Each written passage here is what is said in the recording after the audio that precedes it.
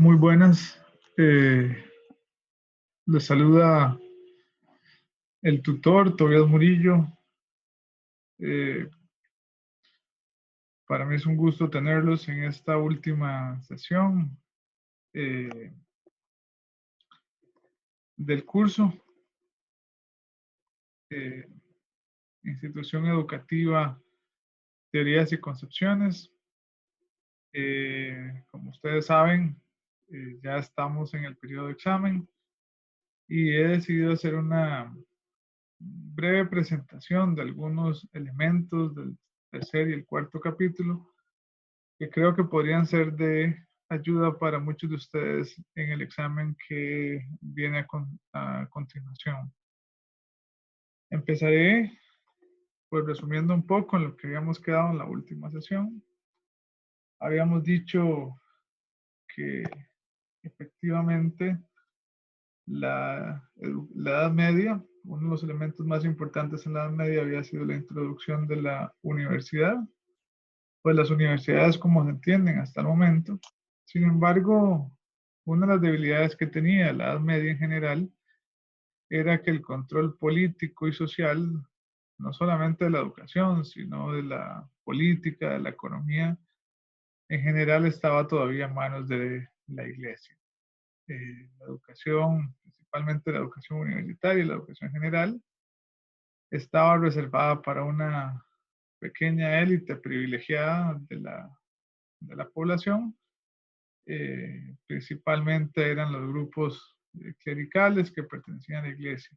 Los monasterios se habían convertido en el centro del refugio de la educación y de la formación, y el control político de la iglesia se ejercía no solamente eh, pues eh, dentro de los espacios políticos, sino también dentro de los espacios académicos. Eh, la iglesia tenía el monopolio del conocimiento.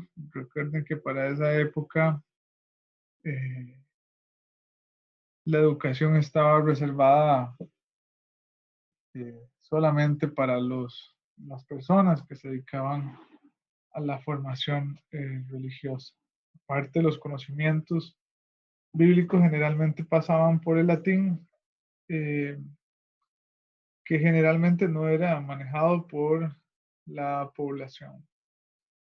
Este es el contexto de la Edad Media, 1000 años de dominio de la Iglesia en el continente europeo, la educación tomada por la Iglesia también, y en este momento es cuando surge, estamos hablando del siglo XVI, surge un cambio en la historia que tiene que ver con diferentes elementos.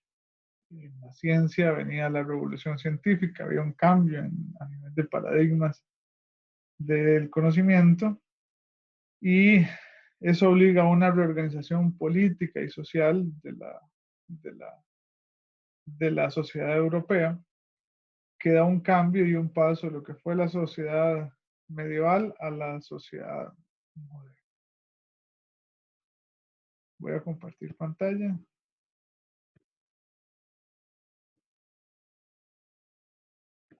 Eh,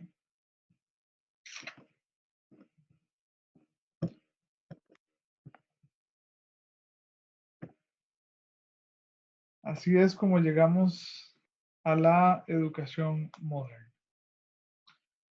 Eh,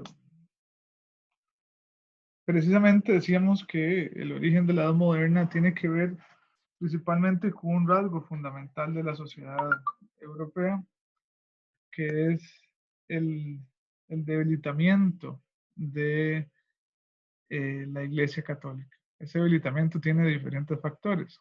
Mm, Principalmente y probablemente el más fuerte es la reforma protestante y la revolución científica, que ponen en duda muchos de las bases teológicas y científicas que sostenía la Iglesia Católica hasta el momento. Eh, Ese poder de la Iglesia comienza a verse cuestionado, y son tres acontecimientos fundamentalmente los que vamos a ver, que tienen que ver con la ruptura con la Iglesia Católica. El primero de ellos es el Renacimiento.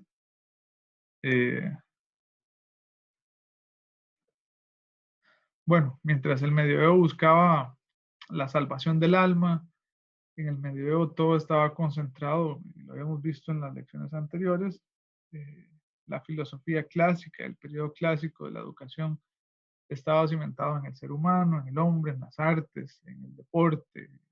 Platón había impuesto aquella idea socrática, ¿verdad? De mente sana en cuerpo sano. Había una unión muy fuerte entre el cuerpo y el alma, ¿verdad? Que los griegos lo tenían muy claro. La sociedad medieval rompe con ese esquema, introducido el poder de la iglesia a partir de la llegada de la conversión de Constantino al catolicismo y aquella serie de acontecimientos que hemos hablado en las lecciones anteriores. La iglesia monopoliza el conocimiento y evidentemente el interés ya no va a estar centrado en el cuerpo, en el conocimiento, en la razón, como la tenían los griegos y la filosofía, sino que básicamente la filosofía se debe dedicar a cuestiones estrictamente teológicas, ¿verdad? Y pues evidentemente la filosofía convertida a teología va a centrar todo su interés básicamente en los temas que tienen que ver con Dios. Es fácil entender este periodo a partir de, por ejemplo, de su estética. Ustedes van a reconocer la Edad Media a partir de imágenes religiosas, creciente la estética religiosa siempre preponderando en todo momento, la creación de iglesias, monasterios, etcétera, etcétera. Es un periodo, digámoslo así, teológico de la sociedad moderna. 1000 años básicamente de extensión de este periodo. Y evidentemente en este conjunto de cosas la iglesia va a procurar que la atención, que el mundo terrenal, el cuerpo, la vida como la carne está asociada al pecado y pues hay que renunciar a eso. Lo que importa ahora es la salvación del alma, el ser humano, el conocimiento, etcétera, etcétera. Para eso a un segundo nivel. El conocimiento está en manos de la iglesia, el sacerdote. Como les dije, pasa por un tamiz teológico, no necesariamente científico. Este periodo se le denomina el periodo, una buena parte de este periodo se le denomina el periodo oscurantista. Pues básicamente el primer momento de surgimiento de la Edad Moderna tiene como principio el Renacimiento. Bueno, ¿y por qué Renacimiento? Porque el Renacimiento es volver a nacer a aquello que había quedado olvidado en la Edad Media, que era la filosofía clásica, el periodo clásico, ¿no? Es volver principalmente a el ser humano. Eh, el Renacimiento está marcado principalmente por reivindicar y volver a poner al ser humano en el centro. Ustedes lo van a notar, por ejemplo, en las obras de Leonardo da Vinci. La estética ya no es religiosa, ahora está el ser humano como centro, las artes están basadas para satisfacer al propio ser humano. Hay un resurgimiento de la arquitectura, de las artes, de la ciencia, con la revolución científica, ¿no? Y pues el conocimiento ya no está al servicio de Dios, sino que ahora el conocimiento está al servicio del ser humano, ¿no? En el periodo clásico lo importante era la filosofía, en el periodo medieval lo importante era la teología, pues en el Renacimiento lo importante va a ser la ciencia. Pero es una ciencia que pone al ser humano como centro. Es una ciencia que se supone que está al servicio del ser humano. Bueno, ese renacimiento eh, que pone el bienestar del ser humano como centro hace que surja un nuevo movimiento que se denomina el humanismo. Bueno, ¿y qué es el humanismo? Es una corriente para la cual el fin último de todo conocimiento es el ser humano. El humanismo o humanistas eran todos aquellos que ponían al ser humano como fin y principio de todo, ¿no? Como les decía anteriormente, el ser humano había quedado olvidado en la Edad Media, pues ahora va a comenzar a ser el hombre del centro, ¿no? Y aquella imagen del hombre de Vitruvio, ¿no? En el centro de aquel círculo, pone en perspectiva este elemento humanista, ¿no? Bueno, precisamente el sabio y el humanista era aquella persona que dominaba todas las ramas del conocimiento. Eh, Era un hombre que tenía conocimiento no solamente en la ciencia, sino en las artes, ¿no? Y aquí la educación costarricense tiene mucho de estos elementos. principalmente la educación académica, ¿no? Si ustedes examinan, por ejemplo, van a notar que en la educación académica hay una formación integral. El ser humano se forma en las ciencias, en la matemática, en ciencias exactas, también en las ciencias naturales, como la biología o la química, pero también se forma en las humanidades, se forma en la filosofía, se forma en la música, se forma en la religión. La concepción de la educación costarricense una, es una concepción de raíces evidentemente humanísticas, ¿no? No puede haber un ser humano que se forme bien en las ciencias, pero que desconozca las artes. El ser humano es un equilibrio, es un conjunto, ¿no? Esa era la visión del humanismo en aquella época, ¿no?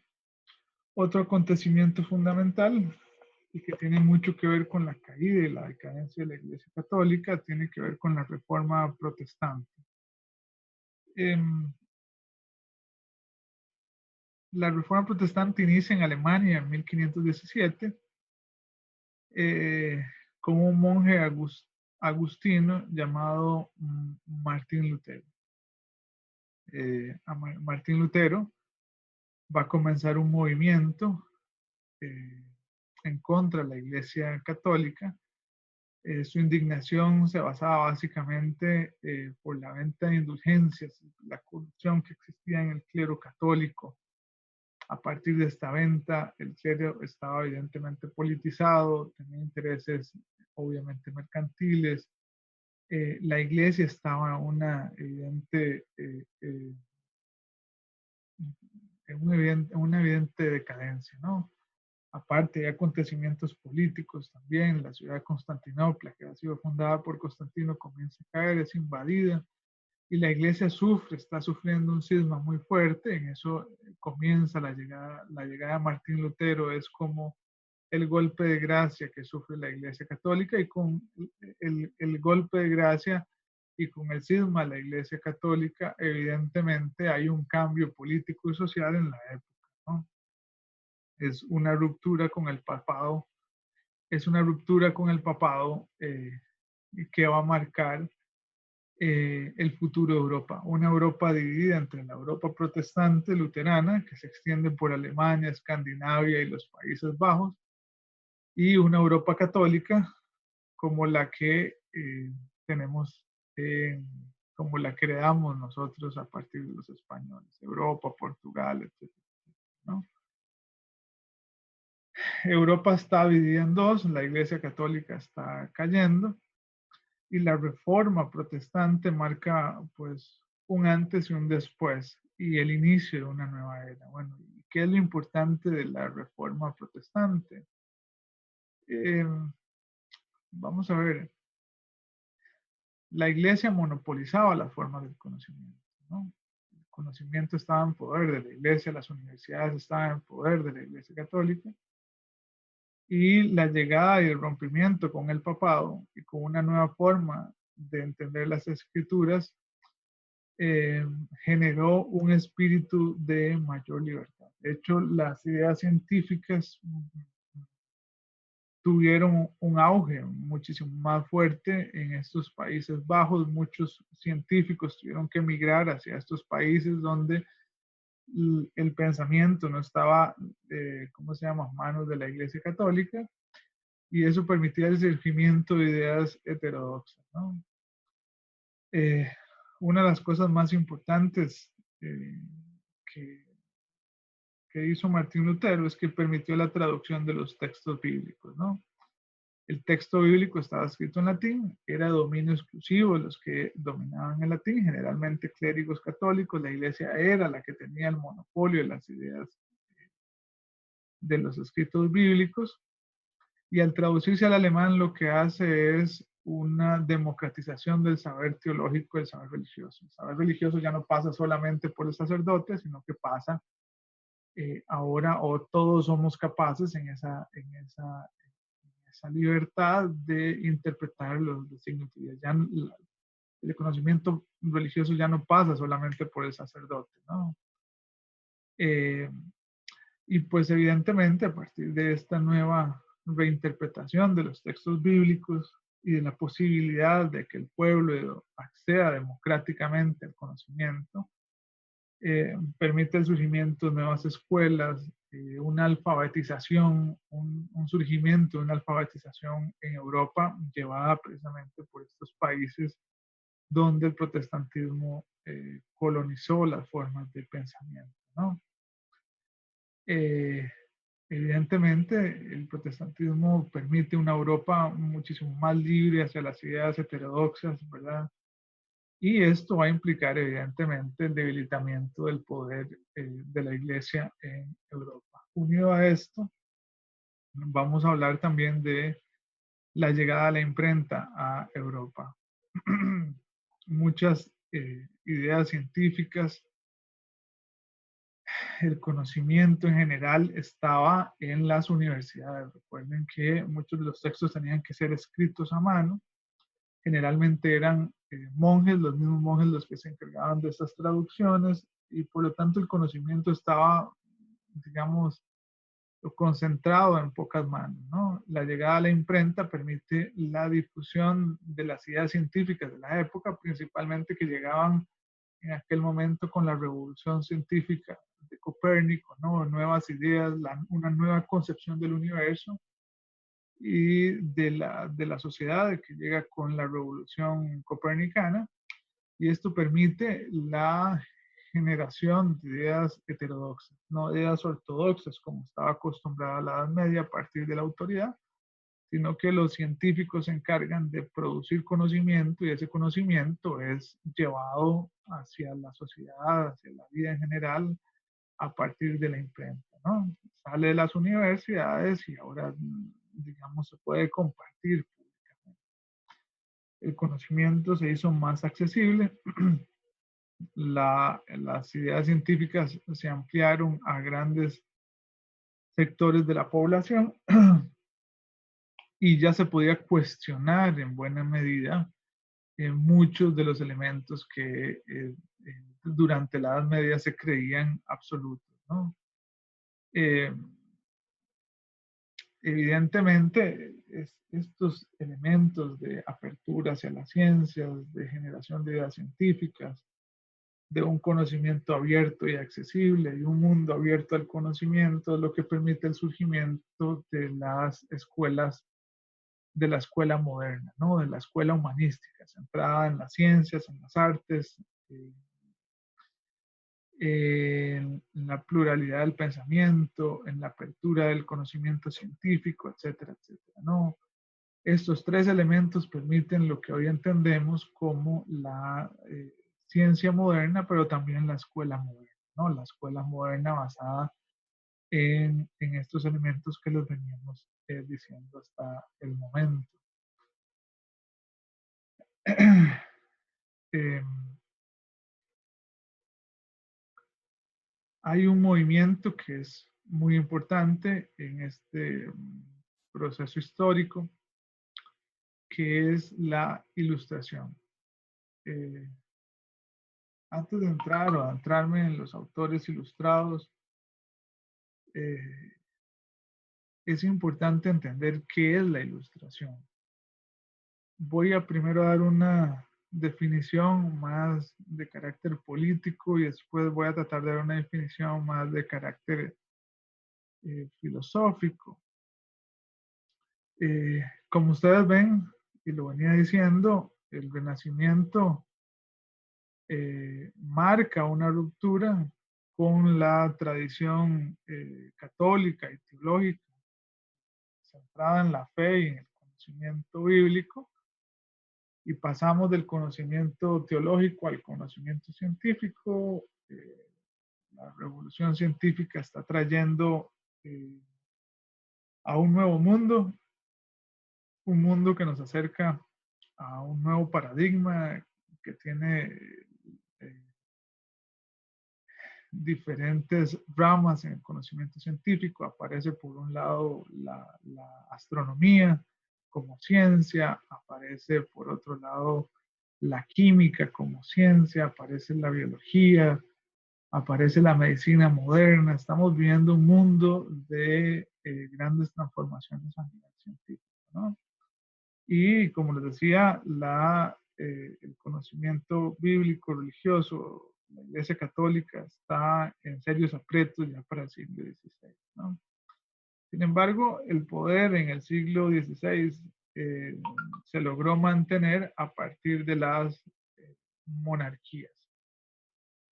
Si bien a nivel científico había una serie de cambios muy fuertes, el poder político seguía centrado en buena medida en las monarquías y en una especie de vínculo entre la monarquía y la religión.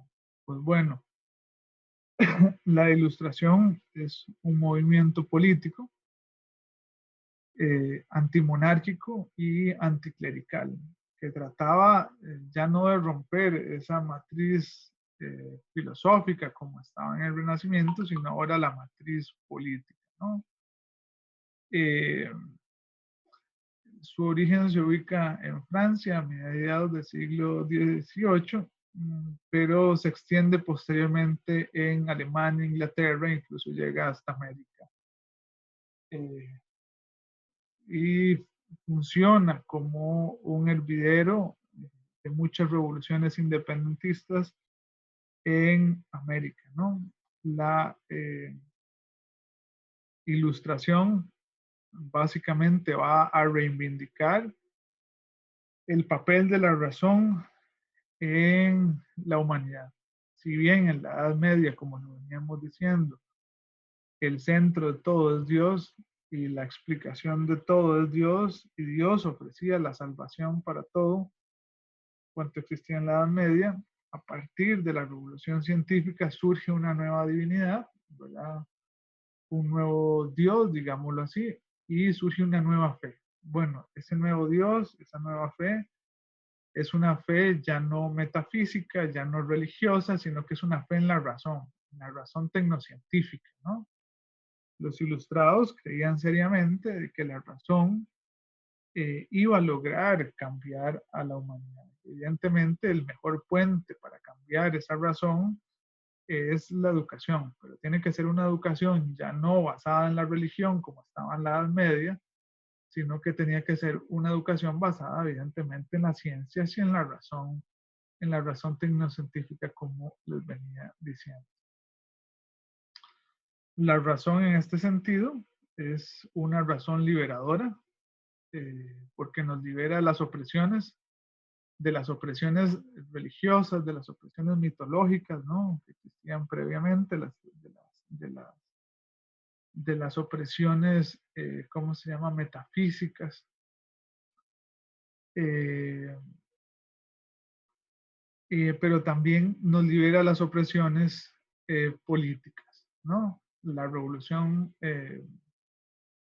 Francesa es el ejemplo de esta doble liberación. Por un lado es un rompimiento con la monarquía, ¿verdad? Y con el poder religioso establecido dentro de la monarquía, pero también es un rompimiento eh, con la tradición teológica, con la tradición clerical, ¿no? Eh, la revolución científica se le corta la cabeza al rey, pero también a los clérigos, ¿no? En este sentido, la ilustración y la revolución francesa era una revolución eminentemente laica, ¿no? Y de alguna forma eso también conlleva el surgimiento de la democracia de la república moderna como nosotros la entendemos. Una república moderna donde hay una separación radical, fuerte, entre Estado y religión.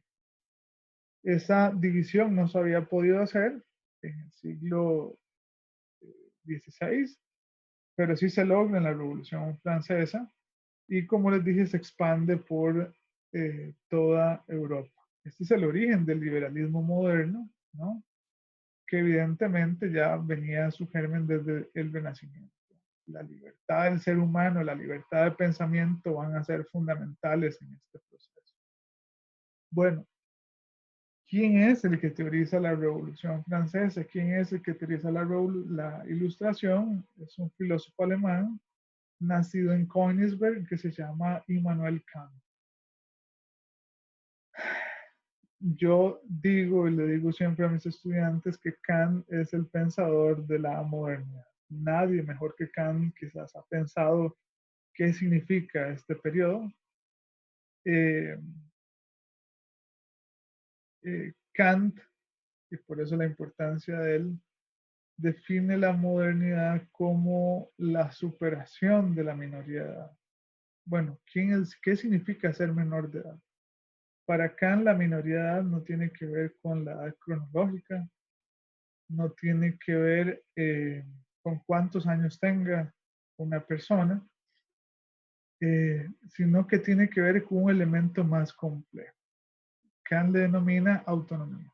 Para Kant, ser mayor de edad significa tener autonomía. ¿Y qué significa tener autonomía? Kant lo dice así: la autonomía es la capacidad de servirse del intelecto. Vuelvo a la ilustración, otra vez, volvamos al concepto. Servirse del intelecto es servirse de la razón para tomar mis propias decisiones. En otras palabras, ser mayor de edad significa que cuando yo estoy ante un problema, yo me sirvo de mi capacidad, de mi entendimiento para saber qué es lo mejor. ¿Quién no es autónomo? No es autónomo quien no se sirve de su intelecto, es decir, quien tiene que recurrir a otra persona, a otra fuente para saber qué es lo que tiene que hacer. El niño no es autónomo porque el niño necesita que el padre le indique cuál es el camino. El adulto no es autónomo en tanto necesite que el sacerdote, el clérigo, el monarca, el político, etcétera, etcétera, le diga qué es lo que tiene que hacer. Un mayor de edad es una persona que no necesita del otro para tomar sus propias decisiones. Tiene autonomía de pensamiento, ¿no? Y esto es lo que Kant denomina el principio de la autonomía, imponiéndose por encima de la heteronomía. Heterónomo es aquella persona que necesita de los otros, que necesita otra fuente para tomar sus decisiones, ¿no? Ahora, ¿por qué Kant está teorizando sobre esto? ¿Y por qué la Revolución Francesa? ¿O qué tiene que ver la Revolución Francesa? Bueno, es que una sociedad que está sumergida en el poder de la monarquía o del clero no es autónoma. Quien dice cómo tiene que actuar moralmente en una sociedad monárquica es el clero.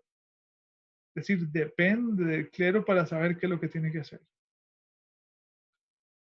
La persona religiosa no es capaz de tomar sus propias decisiones. Sus decisiones están definidas por lo que dice la religión, por lo que dice el clero, etcétera, etcétera. Y a nivel político, evidentemente, tampoco es autónomo, porque el rey está por encima de ellos, ¿no? Por eso para Kant es tan importante la Revolución Francesa, porque la Revolución Francesa es el origen de la autonomía del mundo, de la civilización moderna. En la medida en que la Revolución Francesa le está quitando el poder a la monarquía y le está quitando el poder también al clero, evidentemente está dando un paso hacia adelante, hacia la autonomía. Ahora, sin rey y sin Dios, ¿quién toma las decisiones? Desde el punto de vista Kant, la decisión la tomará la razón. Y esa es la ilustración. Es la propia humanidad, el propio ser humano el que tiene que tener el control de las decisiones que vienen después de la Revolución Francesa, ¿no? Para sintetizar, la ilustración es ese periodo en el cual la humanidad tiene una confianza exacerbada en el poder de la razón, ¿no? Se acerca también la revolución industrial, el surgimiento también de la era capitalista y había una confianza y una fe, digámoslo, a veces pareciera absurda en que la ciencia iba a lograr hacer lo que en el medioevo no se había podido lograr hacer. La ciencia iba a desplazar a Dios, ¿no? Y la ciencia iba a lograr conseguir lo que la humanidad nunca había tenido, ¿no? De alguna forma, esta concepción ilustrada está también asociada al progreso, ¿no? Al progreso tecnocientífico. Una confianza exacerbada en el conocimiento tecnocientífico, ¿no? Esta es la ilustración. Y estos son los fundamentos de la pedagogía ilustrada. Aquí es donde surgen los enciclopedistas, Didelot, Lambert, Rousseau, etcétera, etcétera, ¿no? Que comiencen a predicar una sociedad alejada de la religión, alejada de la fe, de la metafísica y formando precisamente a sus ciudadanos en el conocimiento, en la ciencia y en la razón, ¿no? Esta es básicamente la concepción moderna y la concepción ilustrada. ¿Qué características se reconocen en la ilustración? Bueno, la fe absoluta en los poderes de la razón. Como lo dije anteriormente, cuando digo razón, quiero decir razón tecnocientífica. Eh, es una razón guiada evidentemente por el método científico, por la ciencia, ¿no? Ya les dije anteriormente, han aparecido la biología, la química, la astronomía. Hay un control muy fuerte sobre la física también. Y ellos creen evidentemente que estos conocimientos van a lograr progresos muy fuertes. Como les dije anteriormente, estos conocimientos se terminan convirtiendo posteriormente en el siglo XVIII, el siglo XIX, en la revolución industrial, ¿no? Y trae gran prosperidad a nivel económico, ¿no? Pero detrás de eso también viene una debacle social y política que se va a consolidar en lo que todos conocemos como la Primera y la Segunda Guerra Mundial. ¿Y por qué digo que se consolida? Porque esta fe ciega en la razón, que pensaba que la ciencia iba a solucionar los problemas del ser humano, termina convirtiéndose en la gran enemiga de la propia humanidad. Termina convirtiéndose en el desastre que terminó siendo la Segunda Guerra Mundial. Una guerra que termina en 2 bombas nucleares, es decir, el conocimiento tecnocientífico puesto en contra del propio ser humano, ¿no?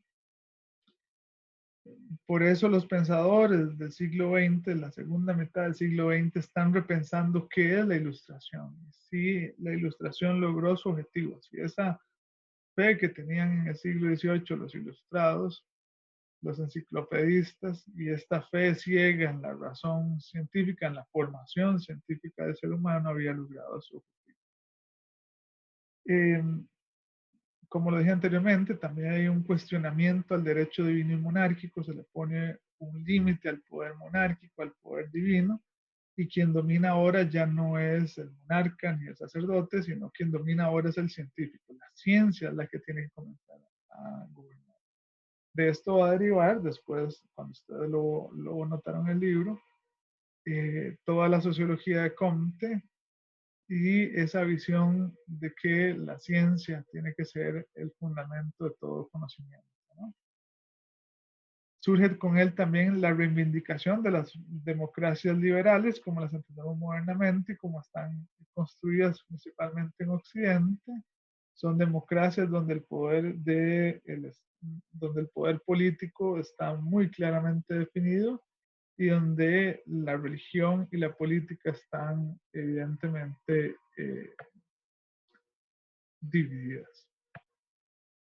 Ya esta es la República moderna, esto la Revolución Francesa tuvo pues una gran injerencia y un gran impacto.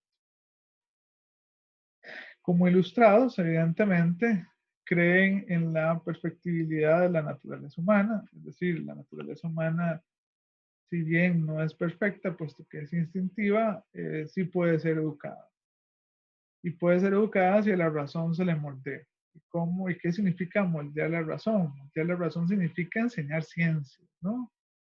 Eh, la medida en que nosotros accesamos al mundo científicamente, de alguna forma también lo liberamos. Lo liberamos precisamente de las amarras teológicas, fantasiosas, mitológicas, etcétera, etcétera, que tiene la religión. Desde el punto de vista de ellos, el conocimiento científico es liberador, eh, puesto que nos libera de la ignorancia en la que nos tenía sometida la religión. y también es liberadora políticamente, ¿no? Porque ya no es el religioso el que domina, ¿no? Ahora vivimos en una democracia liberal. Lo que predomina es el conocimiento de los hechos, ¿no? Y ese conocimiento de los hechos no lo tiene el sacerdote, lo tiene el científico, ¿no? Esta es básicamente el basamento de la democracia y de la educación liberal, que mucho tiene que ver, evidentemente, con las escuelas modernas. Ustedes lo notarán en la educación costarricense, por ejemplo, donde los principios científicos son los que van a predominar. En Costa Rica, por ejemplo, a pesar de que hay una cultura de no aceptar las teorías de la evolución, por decir una solamente, o tener criterios religiosos muy fuertes, por ejemplo, sobre la educación sexual, ha predominado por encima los criterios científicos. En ese sentido, podríamos ver un elemento de la ilustración bastante fuerte, que tiene que ver mucho precisamente con esa separación en la política, entre la religión eh, y la política. Sí, evidentemente no se puede enseñar educación sexual científica si quien gobierna es un presidente de carácter religioso. En este sentido, lo que debe predominar siempre es el conocimiento de carácter científico. Eh, Ahora, la ilustración, al igual que la Revolución Francesa, de alguna forma habían perdido la medida y el control, ¿no? Esa fe en la razón, de alguna forma, también es una fe ciega. Evidentemente, ese conocimiento o esa razón tecnocientífica no era del todo liberadora como lo habíamos imaginado. Eh, los, y esto permite el surgimiento de un movimiento que cuestiona de alguna forma los principios de la ilustración. Ese movimiento se llama el romanticismo. Para los románticos, para el romanticismo, principalmente para el romanticismo alemán, que ya está en Goethe, por ejemplo, eh, la razón separada del afecto, los sentimientos, no conduce al progreso ni a la felicidad. Esto lo tienen claro los románticos, ¿no? Un grave problema que tenía los ilustrados o que tenía la ilustración era básicamente que los sentimientos eh, apartaban al ser humano de los sentimientos, de las emociones, de todo ese aspecto irracional que tiene el ser humano y que es muy, muy importante para autocomprenderse, la cultura, el folclore, etcétera, etcétera. ¿No? El ser humano no es solamente razón, hay un aspecto irracional en el ser humano y que se manifiesta de muchas formas. Por ejemplo, en el arte, en la poesía. La poesía no puede ser entendida científicamente, sin embargo existe. Puede transmitir sentimientos que el ser humano tiene, ¿verdad? Que la ciencia por sí misma no puede expresar y que la única forma de hacerlos palpables es mediante el arte o la poesía. Bueno, los románticos es precisamente ese movimiento que trata de reincorporar la literatura, la poesía, las artes en el conocimiento humano y en la formación. Eh, ¿Qué es el romanticismo? Eh, es un movimiento que surge precisamente como una reacción contra los excesos de la razón ilustrada. ¿En qué se parece con la ilustración? Se parece en ese espíritu crítico a la sociedad, ¿verdad? Y cuestionador. Eh, Sin embargo, como les venía diciendo, tienen la característica de reivindicar la importancia de los afectos y de la manifestación de esos afectos, ¿no? ¿Y cómo se manifiestan esos afectos? Bueno, se manifiestan en un retorno a la naturaleza, en un retorno a lo más básico, a lo más instintivo del ser humano. El ser humano, conforme más cerca está a la naturaleza, conforme más se aleja de la cultura, eh, pues es un mejor ser humano. esa concepción moralista del ser humano, digamos que los ilustrados tal vez no la tenían tan fuerte, es lo que permite una reincorporación en la pedagogía y en la educación de las ciencias y las artes. En otras palabras, no hay educación si no existe una formación humanística, si no existe una formación integral, si no existe un acercamiento de los muchachos y de las emociones de esos muchachos en su formación. Eh, el libro hace un énfasis que me parece muy interesante rescatar en este momento a la obra de Mary Shelley, su obra Frankenstein. Frankenstein eh, simboliza muy bien lo que puede significar la razón. ¿Quién es Frankenstein? Perdón, es el doctor Frankenstein creando ese monstruo, que es un monstruo, es un robot, ¿no? Que carece por completo de emociones, simboliza ese progreso tecnocientífico de la razón, que ha obviado por completo esa parte íntima, el espíritu, la parte más emocional del ser humano, y pues que viene al final en contra del propio doctor Frankenstein, ¿no? Y en eso, digamos que Mary tenía completa lucidez. Pareciera que la ilustración o esa razón o esa ciencia en algún momento se iba a volver contra nosotros mismos. Esa razón se iba a volver irracional y se iba a terminar destruyendo al doctor Frankenstein y iba a terminar destruyendo a la propia humanidad. Y tenía razón, lo decía anteriormente, 2 bombas atómicas, un holocausto, eh, eh, una sociedad como, perdón, una ciudad como Auschwitz convertida en la ingeniería del mal y de la muerte que estaba diseñada para matar, una arquitectura del mal y de la muerte científicamente perfeccionada para exterminar seres humanos, evidencian el fracaso de esa ilustración que está muy bien dibujada en la obra de Frankenstein, ¿no? En eso aparece un romántico que se llama Froebel, que introduce la importancia del juego en la formación infantil, la importancia de la interacción con la naturaleza y que trae a colación la reincorporación de la vivencia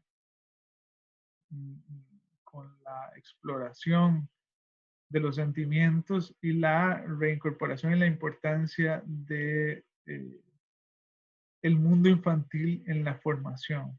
Con Froebel se introduce el concepto de kindergarten, de la formación del niño en las primeras instancias y del juego, ¿no? En el juego el niño involucra sentimientos, emociones y exploración, y en esa exploración el niño conoce eh, mucho más. Eh, en esto es importante rescatar la figura de Rousseau con su obra El Emilio sobre la educación, donde hay una fuerte influencia del romanticismo. Rousseau básicamente cree que el ser humano, en este caso el niño, en su estado animal, en su estado natural, en su estado instintivo, es un ser humano bueno, tiene buenos sentimientos, sin embargo hay un factor que lo corrompe, que es la cultura, la sociedad, ¿no? La sociedad termina corrompiendo, principalmente esta sociedad que introduce el concepto de propiedad privada. La propiedad privada vuelve a los seres humanos egoístas y en alguna medida en cuanto los seres humanos somos egoístas, pues buscamos el interés propio, nos separamos del prójimo, nos desvinculamos de ese factor social que nos obliga a cuidar de otros. Y todos sabemos que cuando hay una herencia, cuando hay dinero por medio, las amistades y las familias se tienden a dividir. Rousseau, como buen romántico, creía en que el ser humano en su estado natural era un ser humano bueno y que por lo tanto la educación tenía que conducir al ser humano a vivir en esa convivencia con la naturaleza. Y de alguna forma eso solo se lograba en la medida en que lográbamos mantenernos de una u otra forma al margen de la cultura, ¿no? Eh, bueno, este es el pensamiento romántico, un pensamiento basado en las ciencias, eh, que acerca al ser humano a sus emociones más instintivas, hacia las artes, perdón, quería decir hacia las artes, desde un inicio, y que acerca al ser humano en esa comunión con lo más instintivo. En eso decimos que Rousseau es un romántico, sin duda. Con esto pasamos a el cuarto capítulo. Se llama Educación, Política y Sociedad. El primer apartado tiene que ver con la educación como derecho humano. Bueno, yo tengo que empezar diciendo en este apartado que Costa Rica ha sido un ejemplo a nivel mundial eh, por la visión que tuvo en algún momento de universalizar eh, ciertos derechos que como costarricenses los tenemos ganados. El derecho a la educación y el derecho a la salud. Es ilegal en este país y es extraño incluso irreprochable ya a nivel cultural que una familia decida que su hijo simplemente no va a ir a la escuela y que se va a dedicar a trabajar. Eso es impensable en la sociedad costarricense, ¿no? Ahora, la persona se educa independientemente de su nivel económico, de su nivel social, de su condición etaria, etcétera, etcétera, de su origen. Incluso aún sin ser costarricense, la persona tiene derecho a la educación. Esta es la visión con la que Costa Rica creó eh, la, la, sociedad, ¿no? Y que de alguna forma le ha permitido tener una clase media, digamos así, fuerte hasta hace algún tiempo y una sociedad medianamente educada. Ahora, sin embargo, esto no sucede generalmente así en el resto de la población. El mejor ejemplo es Chile. En Chile, por ejemplo, el agua está privatizada. No existen escuelas públicas, no existen universidades públicas y la salud también es privada. ¿De dónde viene esto? Bueno, viene básicamente de el surgimiento del capitalismo en la sociedad occidental. El capitalismo tiene esa suerte y esa capacidad o esa tendencia de convertir casi cualquier cosa en mercancía, ¿verdad? Eh, desde un objeto común y corriente, no sé, una computadora, un lapicero, etcétera, etcétera, hasta los derechos fundamentales como la salud y la educación, incluso el agua como en Chile, ¿no? Uno de los grandes retos que tenemos como ciudadanía costarricense es garantizar, por ejemplo, el derecho a la salud, que la salud y ese derecho pasa por tratar de garantizar que la salud no se vea como un bien, como lo puede ver la clínica bíblica o encima, ¿no? Donde la salud se visualiza como un servicio,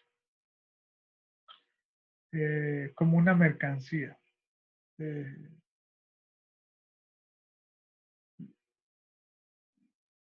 mm, y como mercancía están sujetas a la ley de la oferta y la demanda, ¿no? Si existe mucha demanda, es muy caro y por lo tanto no es accesible a ciertos sectores, ¿no? Eh,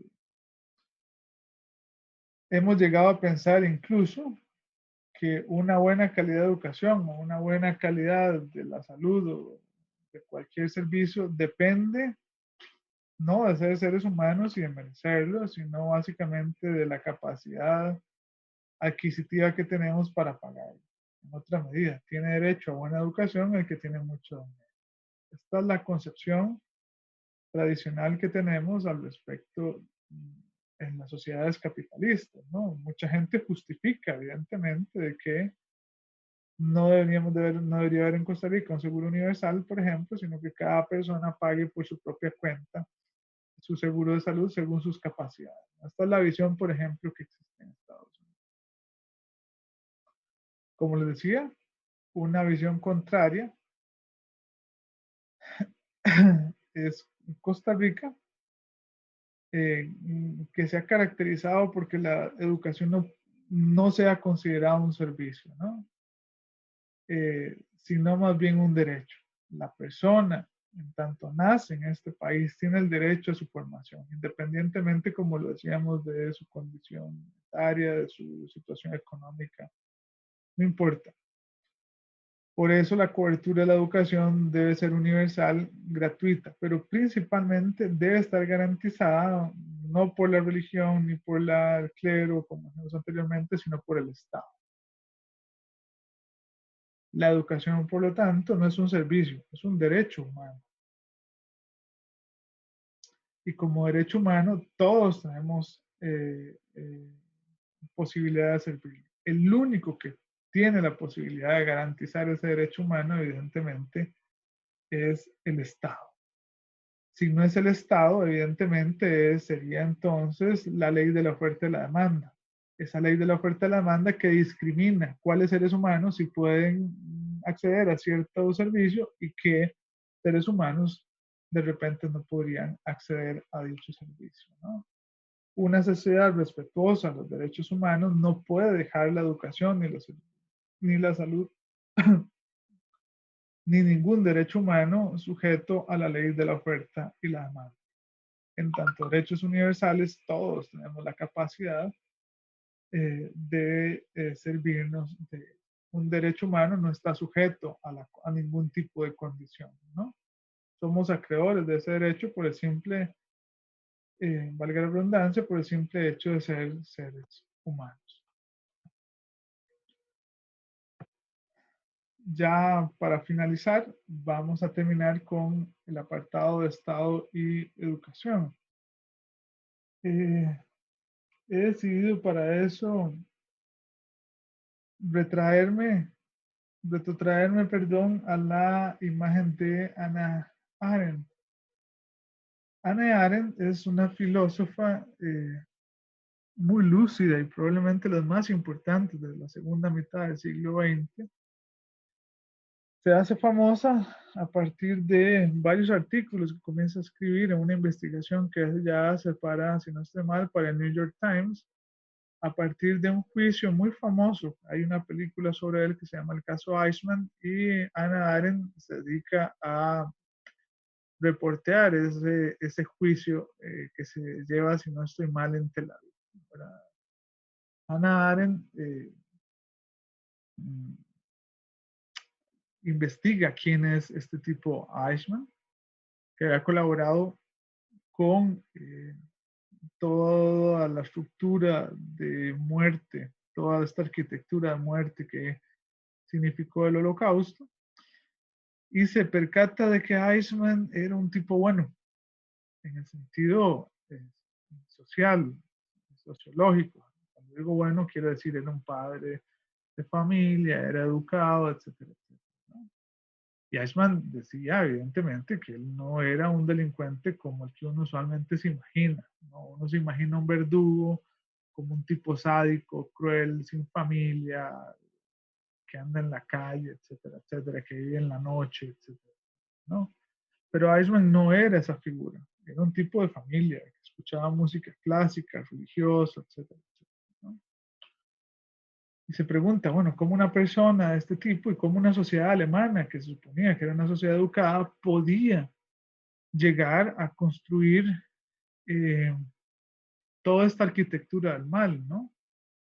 Ustedes se ponen a ver, por ejemplo, el centro holocausto que fue Auschwitz, era una ciudad completa dedicada al exterminio de seres humanos. Era la razón tecnocientífica puesta a servicio de la muerte, donde la sociedad alemana, casi que en su conjunto, desde la mamá amorosa hasta el clérigo que estaba en la iglesia, el bibliotecario, el dueño de los comercios, todos de alguna forma estaban vinculados a esta estructura del mal que significó el holocausto. Como bien decía Hannah Arendt, no eran personas odiosas en el sentido social o cultural. Ahora, ¿qué permitió entonces la sistematización? ¿Dónde está el origen fundamental que permitió la sistematicidad y la complicidad en la maquinaria del exterminio judío, gitanos, homosexuales en la Segunda Guerra Mundial? ¿Qué permitió que estas personas, que en apariencia no tenían ninguna razón para ser verdugos, ni torturadores, ni ser cómplices del exterminio, eh, actuaran de esa forma? La conclusión a la que llega Hannah Arendt fue que había toda una estructura de adoctrinamiento de las escuelas alemanas. Desde que los niños ingresaban a las escuelas, se les educaba para pensar que los judíos eran enemigos, ¿no? De alguna forma, esa educación permitió la deshumanización de estas personas que murieron en los campos de concentración y se naturalizó de alguna forma la muerte y el mal. Es lo que Hannah Arendt denomina como la eh,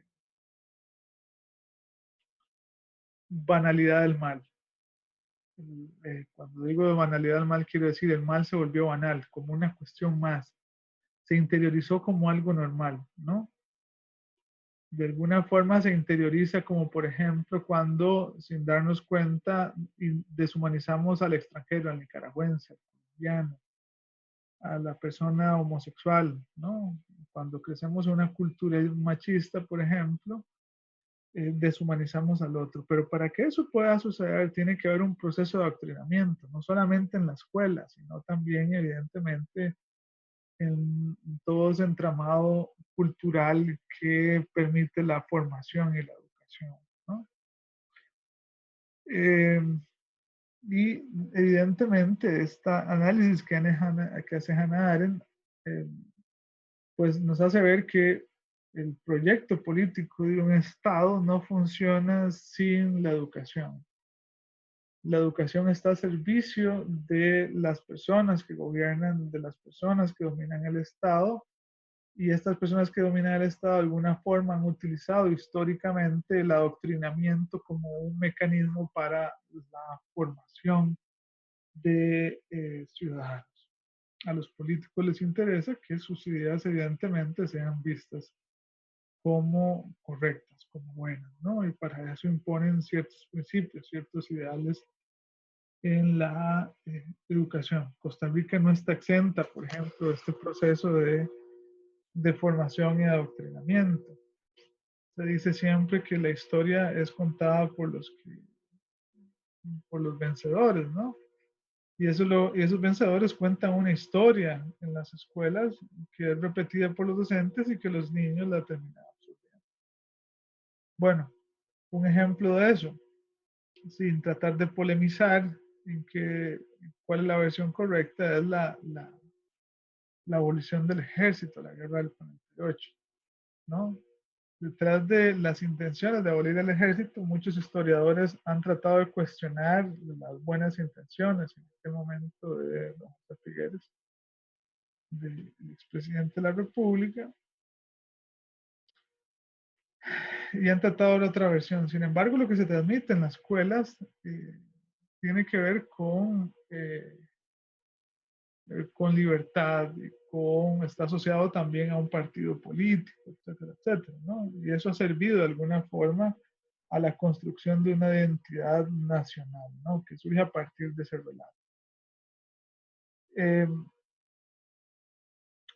por eso una cosa importante, un elemento importante, es la necesidad de que las escuelas no solamente brinden buena educación a nivel técnico o a nivel científico, sino además la importancia de que el educador y la educación estén alejadas en la medida de lo posible del adoctrinamiento.